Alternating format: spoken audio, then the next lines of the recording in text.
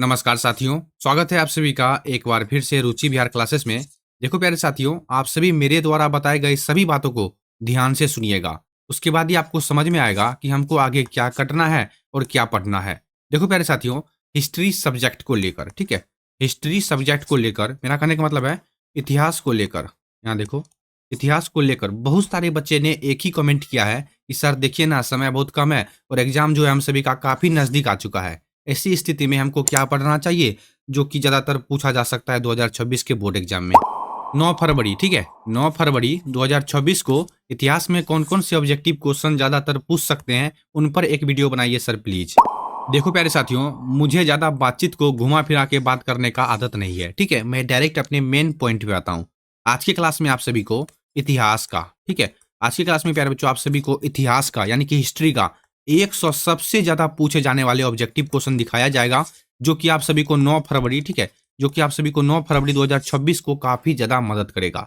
आप सभी समझ गए होंगे मैं आप सभी के साथ क्या बात शेयर करने वाला हूँ, ठीक है? आप सभी समझ गए होंगे। देखिए प्यारे बच्चों, आज की क्लास में मैं आप सभी को एक बार फिर से दोहरा देता हूँ। आज की क्लास में आप सभी को हिस्ट्री का 100 वायरल क्वेश्चन दिखाया जाएगा, जो कि आप सभी को 9 फरवरी को बहुत ही ज़्यादा मदद करेगा, ठीक है? हम सभी क्लास को स्टार्ट करने वाले हैं प्यारे बच्चों, ठीक है? देखो अभी हम सभी के पास जो है ना प्यारे बच्चों, थोड़ा ध्यान से सुनो, ठीक है? मैं क्या बोल रहा हूँ, आप सभी मेरी बातों को ध्यान से सुनिएगा, ठीक है? आप सभी को मेरा आवाज़ थोड़ा-सा भारी लगता होगा, ठीक है? आप सभी मेरी आवाज़ पे फ़ोकस मत करना, तबीयत मेरा थोड़ा-सा डाउन है, इसलिए आप सभी को मेरा आवाज़ थोड़ा-सा भारी लगेगा, ठीक है? आप सभी को करना क्या है प्यारे बच्चों, एक-एक क्वेश्चन को, ठीक है? यहाँ देखो प्यारे बच्चों, सबसे पहला क्वेश्चन था, एक-एक क्वेश्चन को आप सभी ध्यान से देखना है, ठीक है? एक-एक क्वेश्चन को आप सभी को ध्यान से देखना है। बहुत ही ज़्यादा खास क्वेश्चन प्यारे बच्चों आप सभी को दिखाया जाएगा आज की क्लास में, ठीक है? लगभग 1 दिन का समय लग चुका है इस क्वेश्चन को खोजने में, ठीक है? ये वही क्वेश्चन है प्यारे बच्चों, यहाँ जो आप सभी को 1 से लेकर के 100 क्वेश्चन देखने के लिए मिलेगा। ये वही क्वेश्चन है जो ज़्यादातर पूछ सकता है 2026 में, 9 फरवरी को, याद रखिएगा। हम सभी क्लास को शुरू करते हैं, ठीक है? हम सभी के पास समय नहीं है, लगभग 20-25 दिन नहीं, तो ऐसा समझो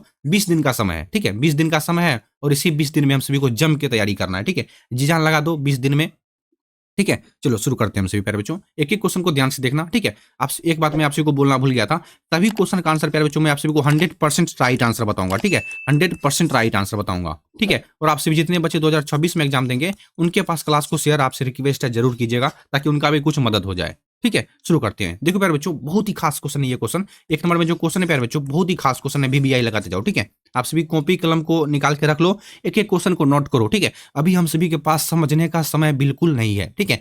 जो आप सभी सोच रहे हो कि सर थोड़ा-सा समझ लेते हैं, थोड़ा-सा समझा दीजिए, अभी समझो मत, ठीक है? लगभग 20 दिन का समय है, क्वेश्चन को याद करो प्यारे बच्चों, अभी समझो मत, ठीक है? अभी समझने का समय आपके पास 0% है, 0% आपके पास अभी समझने का समय है। अभी दिमाग में फिट करो प्यारे बच्चों, ठीक है? अभी क्वेश्चन आंसर को दिमाग में फिट कर लो, ठीक है? समय बहुत कम है, चलिए। 1469 में पंजाब के ननकाना गाँव, ठीक है? अब देखो यहाँ पर बहुत बच्चे कन्फ्यूज़ हो जाएँगे, सर ननकाना गाँव क्या है?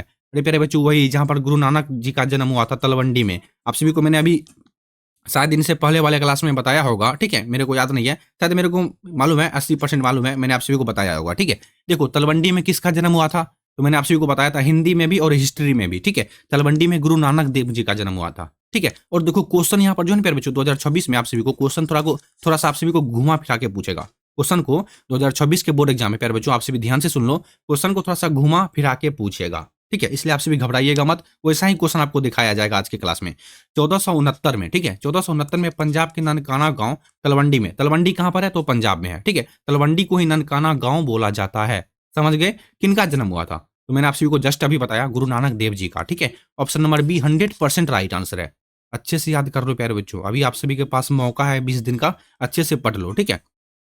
1469 में पंजाब के ननकाना गाँव, मैंने आप सभी को समझाने के लिए तलवंडी यहाँ पर लिख दिया, ठीक है? आप सभी को एग्जाम में तलवंडी ऑप्शन मेरा मतलब है क्वेश्चन में दिखाई देगा भी कि नहीं, किसी को मालूम नहीं है, ठीक है? ननकाना गाँव अगर दिखाई दे तो समझ जाइएगा गुरु नानक देव जी का जन्म हुआ था, ठीक है? तो इस क्वेश्चन का सही जवाब ऑप्शन नंबर बी। याद हो गया होगा, ठीक है? नहीं हुआ है तो वीडियो को रोक लो, पढ़ लो, अच्छे से याद कर लो और स्क्रीनशॉट ले लो आप सभी, ठीक है? नेक्स्ट क्वेश्चन देखते हैं। बहमनी राज्य की स्थापना कब हुई थी? बहुत ही खास क्वेश्चन प्यारे बच्चों ये सभी क्वेश्चन, ठीक है? बहमनी राज्य की स्थापना कब हुई थी? 1333 में, 1336 में, 1347 में, 1351 में, ठीक है? अगर आपका सब्जेक्ट प्यारे बच्चों ज्योग्राफिक है, तो इनसे पहले एक वीडियो बनाया गया था ज्योग्राफिक पे ऑब्जेक्टिव क्वेश्चन का, उसमें भी लगभग 50 ऑब्जेक्टिव क्वेश्चन दिखाया गया था, ठीक है? अगर आपका सब्जेक्ट ज्योग्राफिक है, अगर आप सभी देखना चाहते हो तो लिंक वीडियो के डिस्क्रिप्शन में आप सभी जरूर जाके देखिएगा, बहुत ही खास क्वेश्चन उसमें भी दिखाया गया है, ठीक है? मैं आप सभी के साथ वही क्वेश्चन शेयर करता हूँ जो क्वेश्चन आप सभी को बस 20-25 दिन में पूछेगा। समझ रहे होंगे, ठीक है? बहमनी राज्य की स्थापना कब हुई थी? बहुत ही खास क्वेश्चन है 2 नंबर का। बहमनी राज्य की स्थापना प्यारे बच्चों, मैं आप सभी को डेट देखो, ऐसा नहीं कि बहमनी राज्य की स्थापना कब हुई थी, मैं आप सभी को सिर्फ डायरेक्ट आंसर बताऊंगा, ठीक है। देखो इस क्वेश्चन का सही आंसर होगा 1347 में, ठीक है, ऑप्शन नंबर सी। लेकिन कब हुआ था, डेट क्या, 8 जनवरी, 5 फरवरी, आखिर क्या, बहमनी राज्य की स्थापना कब हुई थी? तो याद रखिएगा 3 अगस्त को प्यारे बच्चों, ठीक है, 3 अगस्त। आप सभी को शायद डेट भी पूछ सकता है, इसलिए मैं आप सभी को बता रहा हूँ, ठीक है। बहमनी राज्य की स्थापना कब हुई थी? तो 3 अगस्त 1347 को, याद रखिएगा, ठीक है। 3 अगस्त 1347 को, याद हो गया। चलिए अगला बढ़ते हैं। अकबर का वित्त मंत्री कौन था? बहुत ही खास क्वेश्चन है बच्चों, ये सभी क्वेश्चन मोस्ट इंपोर्टेंट है। अकबर का वित्त मंत्री कौन था? बहुत बच्चे यहाँ पर भी गलती करते हैं कि राजा मानसिंह में टिक मारते हैं, गलत है। बीरबल भी गलत है, तानसेन भी गलत है, राजा टोडरमल प्यारे बच्चों, ठीक है। Option number C 100% right answer है, ठीक है, याद रखिएगा। अकबर का वित्त मंत्री कौन था? अकबर का वित्त मंत्री था राजा टोडरमल। अगर आप सभी को सिर्फ टोडरमल ऑप्शन दिखाई दे तो टोडरमल में टिक मार दीजिएगा, सही हो जाएगा, ठीक है। ओमाक सीट को प्यारे बच्चों, आप सभी ओमाक सीट को जो रंगोगे अच्छे से रंगना, ठीक है। अगर इधर भी थोड़ा सा हो गया, इधर भी गया, इधर भी गया, तो माइनस आप सभी का 1 नंबर माइनस हो जाएगा, ठीक है। अगर आप सभी चाहते हो कि सर सब्जेक्टिव क्वेश्चन हम सभी को पढ़ाइए, जो क्वेश्चन हम सभी को पूछ सकता है, उन पर भी वीडियो बनाइए, तो आप सभी बस कमेंट करो, ठीक है। मैं आप सभी को बता दूं प्यारे बच्चों, अगर आप सभी टेलीग्राम को अभी तक ज्वाइन नहीं किए हो, मैं थोड़ा सा फास्ट बोल रहा हूँ क्या, ठीक है। अगर आप सभी कमेंट कर दो, मैं थोड़ा सा फास्ट बोल रहा हूँ या फिर स्लो बोल रहा हूँ, ठीक है, कि ठीक है, ठीक है, आप सभी कमेंट कर दीजिएगा।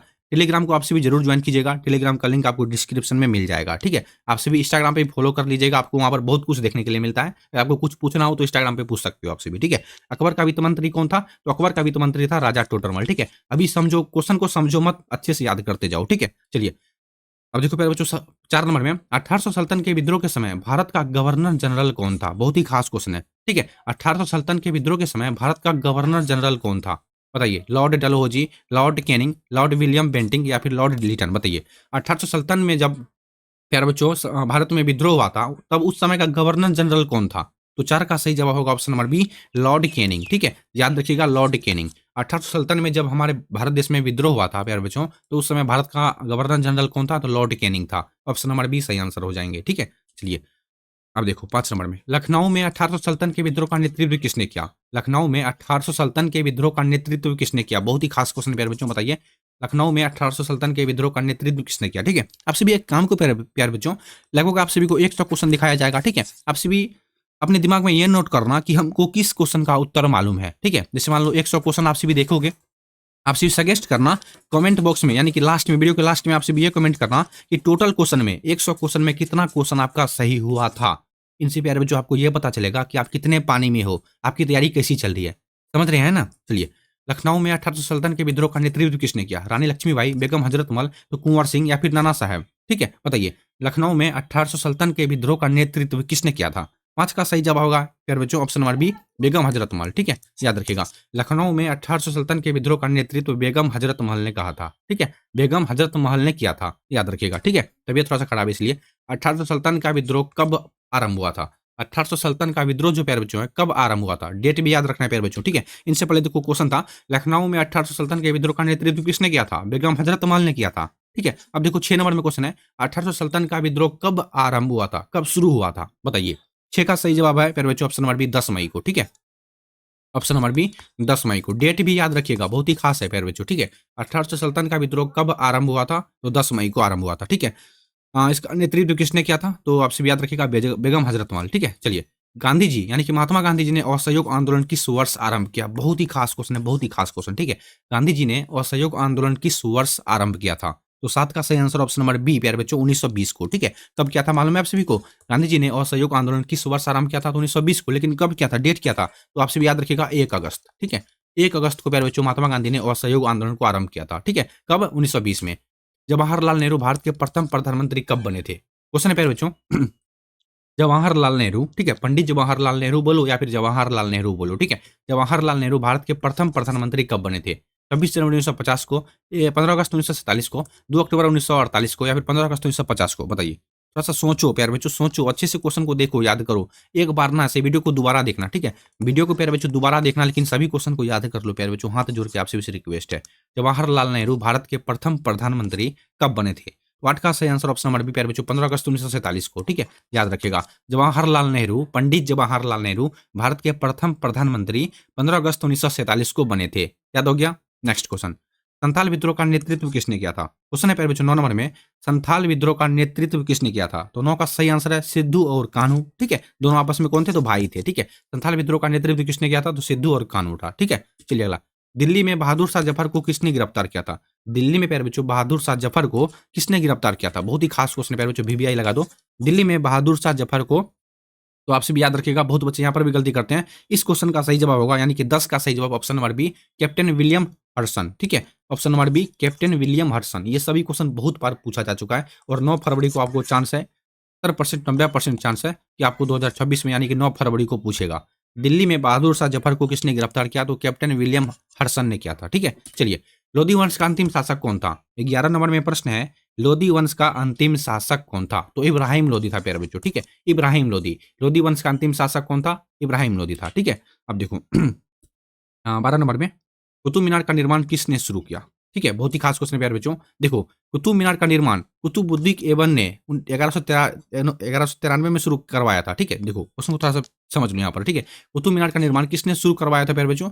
शुरू करवाया था कुतुबुद्दीन ऐबक ने। कब? तो 1193 में। ठीक है, अब देखो वह इसकी केवल पहली मंजिल ही बना सका था, जिसके बाद वे, ठीक है, जिसके बाद में उसके उत्तराधिकारी इल्तुतमिश ने इसको पूरा किया। ठीक है, देखो कुतुब मीनार का निर्माण किसने शुरू करवाया था? तो कुतुबुद्दीन ऐबक ने। ठीक है, अब देखो 1193 में इसने शुरू करवाया था, वह इसकी केवल पहली मंजिल ही बनवा सका था। ठीक है, कुतुबुद्दीन ऐबक ने प्यारे बच्चों एक ही मंजिल बनवाया था, जो कि कुतुब मीनार था। ठीक है, इसके बाद में उसके उत्तराधिकारी जो थे इल्तुतमिश, इसको उन्होंने इनको पूरा किया था कुतुब मीनार को। ठीक है, अगर आपसे भी क्वेश्चन पूछे कुतुब मीनार का निर्माण किसने शुरू किया था, तो आपसे भी किस में टिक मारोगे? तो कुतुबुद्दीन ऐबक में। ठीक है, ऑप्शन नंबर सी।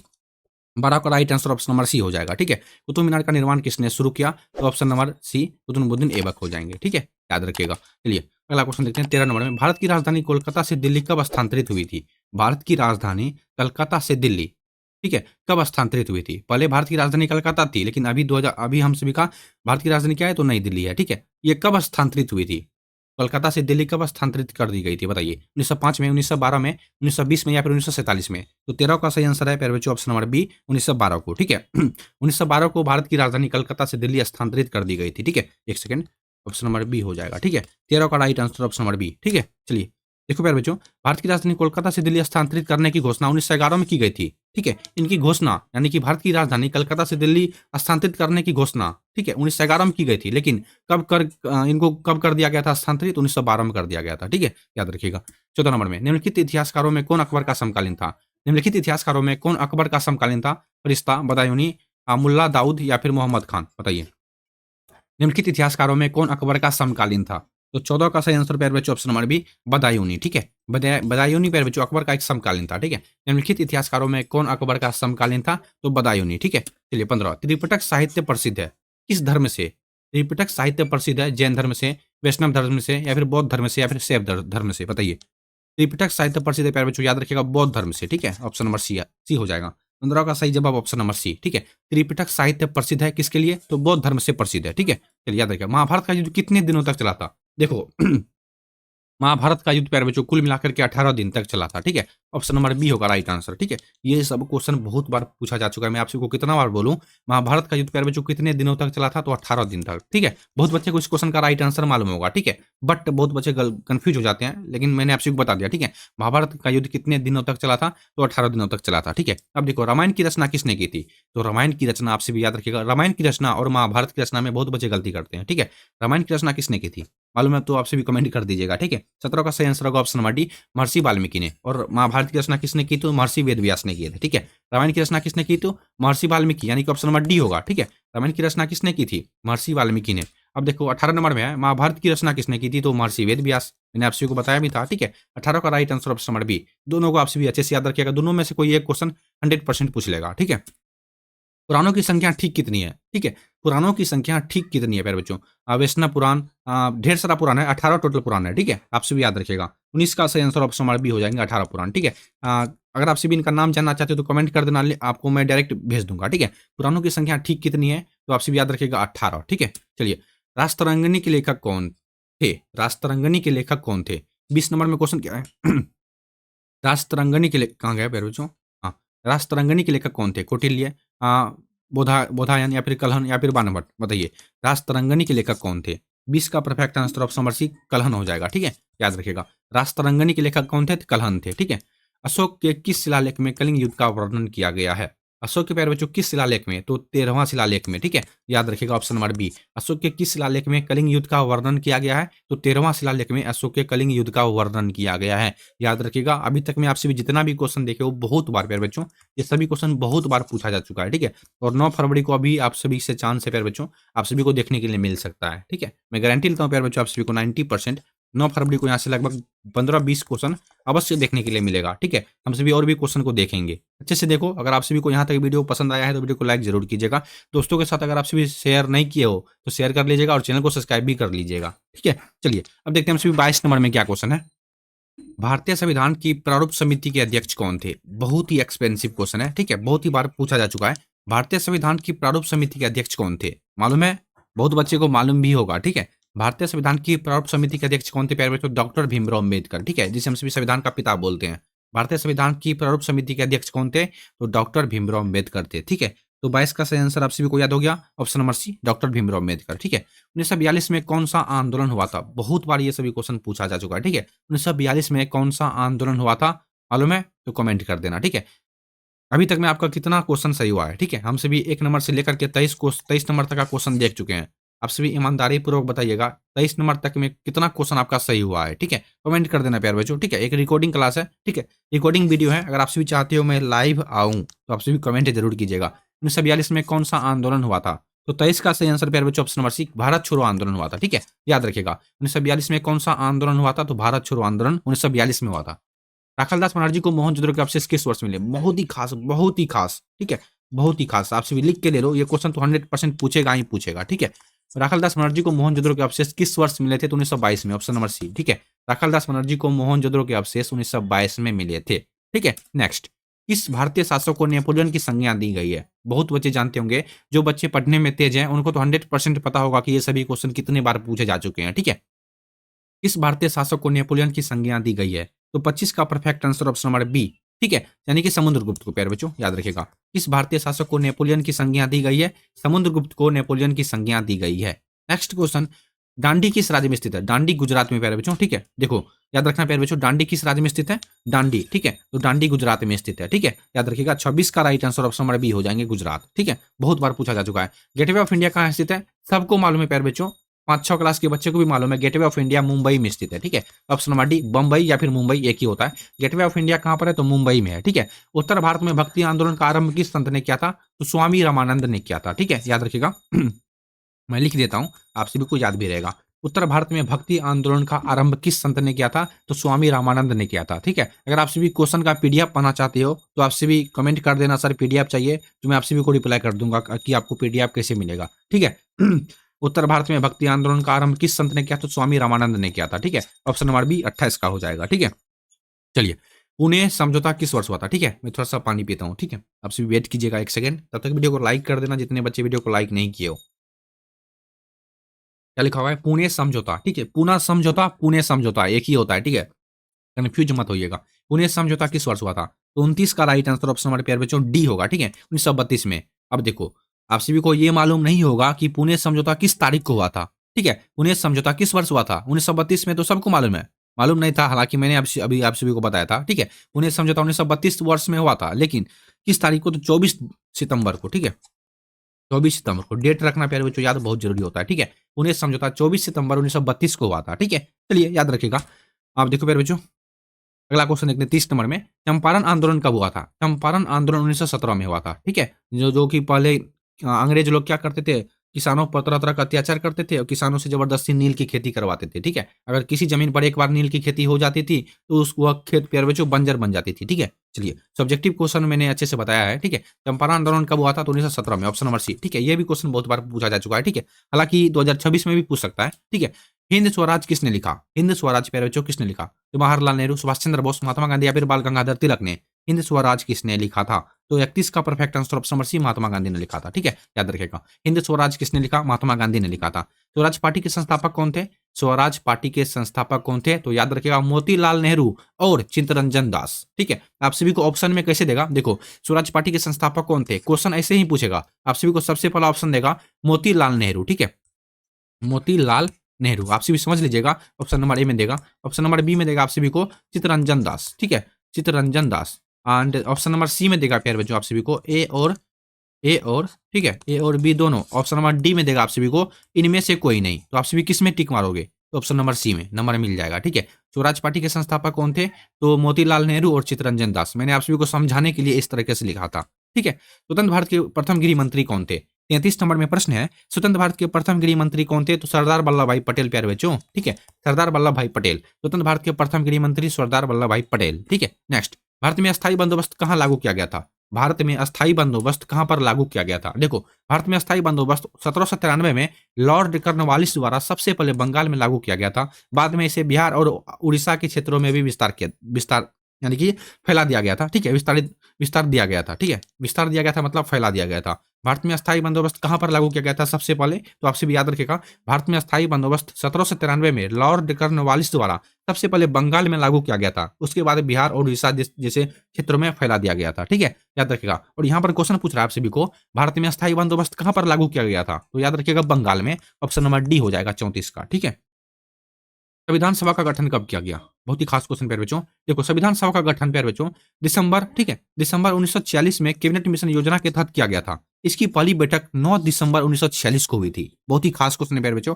संविधान सभा का गठन कब किया गया था? तो 9 दिसंबर 1946 को, ठीक है। देखो, संविधान सभा का गठन 9 दिसंबर 1946 को, ठीक है, कैबिनेट मिशन योजना के तहत किया गया था, याद रखिएगा, ठीक है। जलियांवाला बाग हत्याकांड कब हुआ था? इस क्वेश्चन का सही आंसर क्या हो जाएगा? संविधान सभा का गठन कब किया गया था? तो 1946, ऑप्शन नंबर बी होगा, ठीक है। इतना तो आप सभी समझ सकते हो। जलियांवाला बाग हत्याकांड 13 अप्रैल 1919 को, तो मालूम होगा आप सभी को, 10 क्लास के बच्चे को मालूम है, ठीक है। जलियांवाला बाग हत्याकांड कब हुआ था? 13 अप्रैल 1919 को, ठीक है। ऑप्शन नंबर सी हो जाएगा 36 का। चलिए अगला क्वेश्चन देखते हैं। पानीपत का प्रथम युद्ध किस वर्ष हुआ था? आ गया, पानीपत का प्रथम युद्ध प्यारे बच्चों किस वर्ष हुआ था? 1556 में, 1526 में, 1761 में या फिर 1519 में? बताओ, पानीपत का प्रथम युद्ध, ठीक है, द्वितीय नहीं, तीसरा नहीं, पानीपत का प्रथम युद्ध किस वर्ष हुआ था? तो 37 का परफेक्ट आंसर प्यारे बच्चों होगा 21 अप्रैल, ठीक है। मैं आप सभी को बता देता हूँ, 21 अप्रैल, ठीक है, 21 अप्रैल। अब कब डेट मालूम है आप सभी को, कब हुआ था? पानीपत का प्रथम युद्ध किस वर्ष हुआ था? 21 अप्रैल को तो हुआ था, मैंने आप सभी को बता दिया, अभी जस्ट बताया, ठीक है, 21 अप्रैल को। हाँ, लेकिन डेट कौन सा, यानी कौन सा वर्ष था? तो 37 का सही आंसर होगा प्यारे बच्चों ऑप्शन नंबर बी, यानी कि 1526 में, ठीक है, याद रखिएगा ऑप्शन नंबर बी। पानीपत का प्रथम युद्ध 21 अप्रैल 1526 को हुआ था, ठीक है। बाबर का आत्मकथा क्या लिखा हुआ है? बाबर की आत्मकथा का क्या नाम है? बाबर की आत्मकथा का नाम क्या है प्यारे बच्चों? याद रखिएगा ऑप्शन नंबर डी, ठीक है। 38 का right answer option number D हो जाएगा तुजुक ए बाबरी, जिसको शॉर्ट में बाबरनामा के नाम से जानते हैं, याद रखिएगा, तुजुक ए बाबरी बराबर बाबरनामा। बाबर की आत्मकथा का क्या नाम है? तो ऑप्शन नंबर डी, तुजुक ए बाबरी या फिर बाबरनामा एक ही होता है, ठीक है। मैं पेन का कलर थोड़ा सा ब्लैक करता हूं, ठीक है। चलिए, विजयनगर का महानतम शासक कौन था? तो कृष्णदेव राय था। क्या होगा बताइए? कृष्णदेव राय होगा या फिर देवराय प्रथम, अच्युत राय देव राय या फिर सदाशिव राय या फिर कृष्णदेव राय? विजयनगर का महानतम शासक कौन था? बहुत बच्चे यहाँ पर भी कंफ्यूज हो जाते हैं, सदाशिव राय में टिक मारते हैं, जो कि गलत है, ठीक है। 39 का प्यारे बच्चों, ठीक है, 39 का right answer option number D होगा कृष्णदेव राय, ठीक है। मैंने आपको शुरू में बता दिया था विजयनगर का महानतम शासक कौन था? तो कृष्णदेव राय था, ठीक है। शेख मोहिउद्दीन चिश्ती की दरगाह कहां पर स्थित है?